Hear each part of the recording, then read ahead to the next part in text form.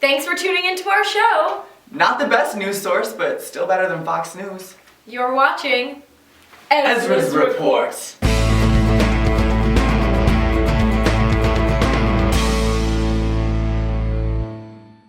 Last week, Jerry Greenfield of Orgasm in a Pint Ben & Jerry's Ice Cream came to Cornell to speak about his career in the business world in general. The talk was a huge success, to no one's surprise, being that as a Jew, Long Islander, businessman, and ice cream lover, Jerry pretty much appealed to every major demographic on Cornell's campus. The biggest takeaway from the lecture was the revelation that Jerry went into the ice cream business after graduating college with a biology degree, but after he was rejected from med schools. So, all you HBHS majors, what the hell are you doing taking the MCATs? Just make something that makes people fat.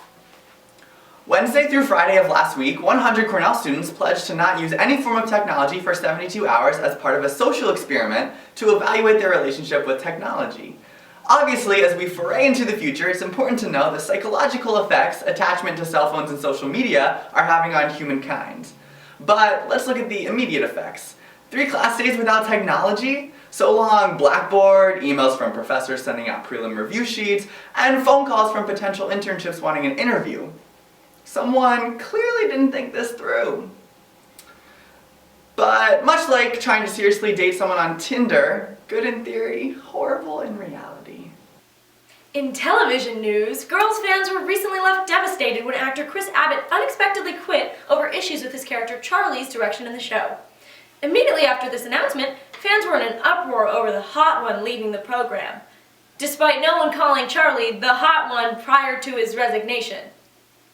An Ithaca animal shelter has come under fire, metaphorically, by never melodramatic animal rights nonprofit PETA.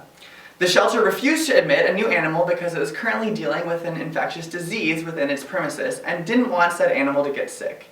PETA didn't like that it denied admission to that animal and said the reason why the shelter animals were sick was due to poor sanitation and overcrowding. However, what's more interesting than the debate between the Ithaca shelter and PETA is the fact that PETA used spies. That's right, no joke. PETA has employees that go into animal shelters dressed as normal people, but are armed with hidden cameras and microphones. Who are these people? It's unclear if they think they're CIA agents or accomplices on Punk'd. Shockingly, last week Cornell hosted another public debate about the importance of the Greek system for campus and whether it does more harm than good for the school. Ugh, guys, let it go. Just breathe, okay? This conversation is getting more worn out than the honey, do I look fat in these jeans conversation and the I have a prelim next week, I'm so stressed, you have no idea how tired I am. Actually, I do! On both accounts. Enough already, okay? Cornell's not getting rid of the Greek system. They provide the school with thousands of dollars. The Greek system isn't staying as is because there's too much hazing. So let's end the debate and just move on already. Thanks for watching. Make sure to tune in next week where I pie Drew in the face. I'm Drew. I'm Hannah. And this has been Ezra's Report.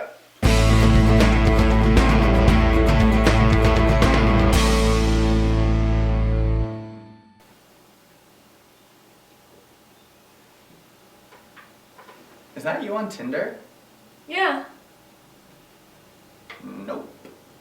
Oh, excuse me? Thanks for watching.